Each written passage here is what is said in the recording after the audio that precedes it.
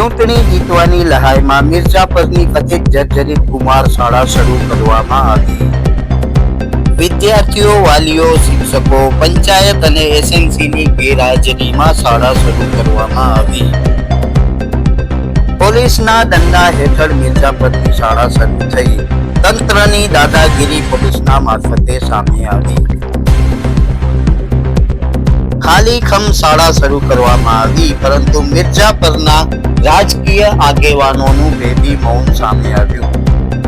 સર્વ શિક્ષા અભિયાનની ટીમે નિરીક્ષણ કર્યું। શિક્ષકો વિના ડિગ્રીએ એન્જિનિયર બની ગયા। નમસ્કાર, આવાજ જનતા કી માંથી હું દતેશ ભાવસાર આપનું સ્વાગત કરું છું। અતીતમાં આપણે એક સ્ટોરી કરેલી હતી કે જે મિર્ઝાપર કુમાર શાળા છે એ ઘણી બધી નવી બનેલી છે, પરંતુ એનામાં અનેક ખામીઓ જોવા મળી હતી અને એ ખામીઓને લઈને ખૂબ ફરિયાદો થઈ અને એ શાળા ફરીથી બનાવવાની માંગણી પણ થઈ। પરંતુ ત્યારબાદ જિલ્લા શિક્ષણ અધિકારી અને ઉપરી અધિકારીઓએ એવું કહ્યું કે આનું ફરીથી નિરીક્ષણ થવું જોઈએ અને નિરીક્ષણ કર્યા બાદ જ આ સ્કૂલ ચાલુ થશે।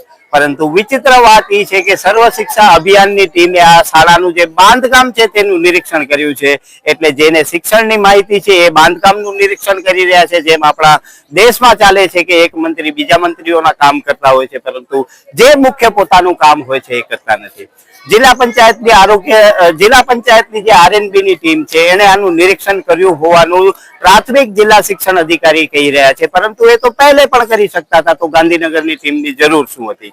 ટૂંકમાં આ બધે લબોલબાબનો મતલબ એ થાય છે કે આ સ્કૂલના બાંધકામમાં જે ભ્રષ્ટાચાર થયો છે એ ભ્રષ્ટાચારને બંધ કરી દેવામાં આવ્યો, ભીનું સંકેલી દેવામાં આવ્યો। અને એ કેના માટે? એ બધા પાછળનું મૂળભૂત કારણ એ છે કે હાલમાં ચૂંટણીઓ ડિક્લેર થવાની છે અને આ શાળાના ઉદ્ઘાટન કરવાની લાયમાં જે જર્જરિત જેવી શાળા, જે નબળા બાંધકામની શાળા બનેલી છે તેને પણ વિદ્યાર્થીઓ માટે ખુલ્લી મૂકી દેવામાં આવી। ગામ લોકોનું કહેવું એવું છે કે જ્યારે આનું નિરીક્ષણ થયું ત્યારે કોઈને પણ સાથે રાખવામાં આવ્યું નથી। હકીકત તો એ મિર્ઝાપર કુમાર શાળામાં અમારા છોકરાઓ ભણે છે। અચાનક રાતોરાત પ્રોગ્રામ એડ કરી દેવામાં આવ્યું છે। અમને કોઈ જાતની જાણ કરવામાં આવી નથી। રાતના ડાયરેક્ટ મેસેજ આવ્યું છે, એટલે અમારા વાલીઓ બધાને કઈક સવારે ખબર પડી છે।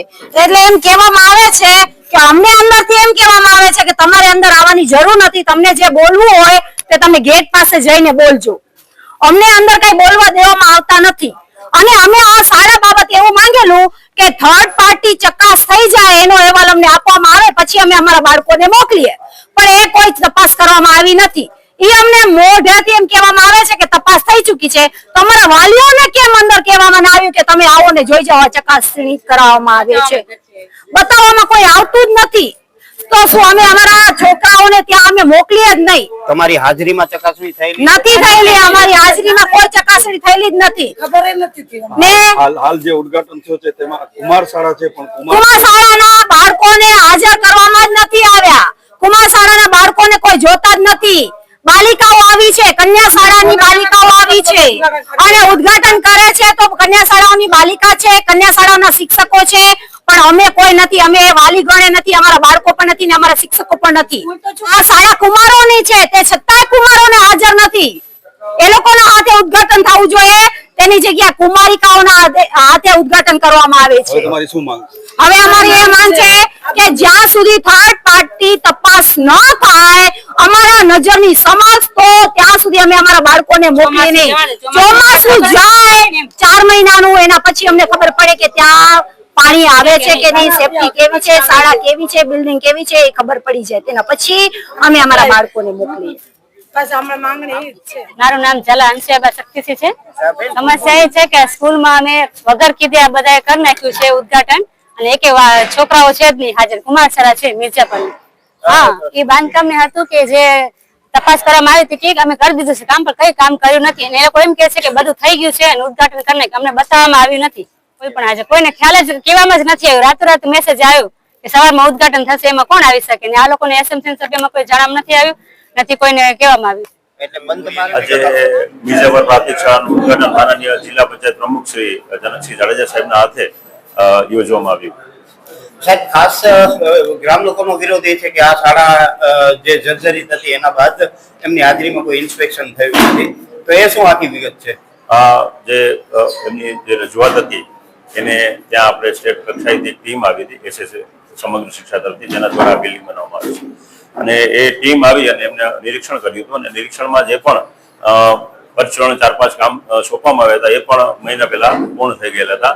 એટલે હાલમાં કોન્ટ્રાક્ટર અને એજન્સી દ્વારા કોઈ પણ કામ પેન્ડિંગ રખાયેલ નથી એવું એક પ્રમાણપત્ર પણ આપણી પાસે આવેલું છે. એના અનુસંધાને આપણે આ લોકાર્પણ રાખેલું. સાહેબ, સર્વ શિક્ષાની ટીમ બાંધકામની ચકાસણી કરવા માટે અધિકાર ધરાવે છે?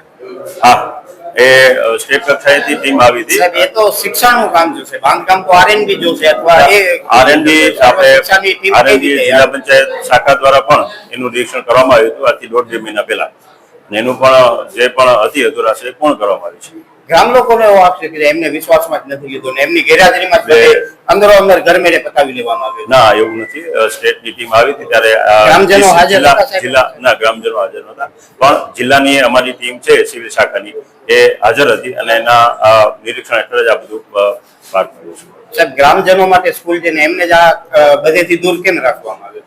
ના, એટલે એમાં એવું છે કે ગ્રામજનોને ઉપરથી જે સ્ટેટની આવી હતી ટીમ એ એમને સૂચના દેવામાં આવી હતી કે તમારી રીતે તમારે જઈ અને એનું નિરીક્ષણ ટ્રાન્સપરન્ટ નિરીક્ષણ કરવાનું હતું. એ થઈ ગયું, ત્યારબાદ જ આ બધું આપણે લોકાર્પણ રાખેલું છે. હજી મુખ્ય પ્રશ્ન એ છે કે ગ્રામજનો જેના માટે આ સ્કૂલ છે એમને જ આ બધેથી દૂર રાખવામાં આવ્યું. એટલે આમાં આ જે સિવિલ શાખાનું કામ છે અને સિવિલના એન્જિનિયર લોકો જ અહીંયા હાજર હતા. ગ્રામજનો કે મને એ તો તમારી સર્વ શિક્ષાની ટીમ હતી, એનામાં એન્જિનિયર ક્યાંથી હોય? આરએનબી ની ટીમ પણ આવી હતી અને એ પણ ટીમે આ આખી નિરીક્ષણ કર્યું છે. હકીકત તો એ છે કે બંધ બારણે જ આ બધું નિરીક્ષણ કરી લેવામાં આવ્યું. જે જગ્યાએ તિરાડો હતી, જે જગ્યાએ લીકેજો હતા, એને વાટા મારી અને પૂરી દેવામાં આવ્યા. પરંતુ હકીકતમાં જે આ બાંધકામ છે એ બાંધકામની સ્થિતિ જો કોઈ વ્યવસ્થિત એન્જિનિયરો પાસેથી કરાવવામાં આવે તો આ બાંધકામ કોઈ પણ ક્ષણે ચાલે એવું નથી. કેમ કે અગાસી ઉપરના અમુક રૂમ એવા છે કે સામાન્ય વરસાદ પડે છે તેમાં પણ એ રૂમમાંથી પાણી અંદર આવતો હોય તો આ પરિસ્થિતિનું આ જે બાંધકામ છે એ વિદ્યાર્થીઓ માટે કેટલું જોખમી હશે એ આપણે વિચારી શકીએ છીએ. માટે જ આવી જે સ્કૂલો છે એ સ્કૂલોની ખરેખર ચકાસણી થવી જોઈએ. માત્ર ચૂંટણીઓ આવે અને ચૂંટણીઓની લાયમાં ઓપનિંગ કરવાની લાયમાં જે અહીંયા કુમાર શાળામાં વિદ્યાર્થીઓ ભણશે એમનું જીવ જોખમમાં મૂકવામાં આવ્યું છે તેવું કહેવામાં પણ મને બિલકુલ જ સંકોચ થતો નથી. આમ જોઈએ તો બીજી ભાષામાં કહીએ તો ભારતના ભવિષ્યને જોખમમાં મૂકવામાં આવ્યું છે તે પણ કડવું સત્ય છે. નમસ્કાર, આવાજ જનતા કી માંથી હું દતેશ ભાવસાર. તમને અમારી સ્ટોરી સારી લાગે તો લાઈક કરો, સારી ના લાગે તો અમને સૂચન આપો, પરંતુ સબસ્ક્રાઇબ કરજો જરૂર. નમસ્કાર.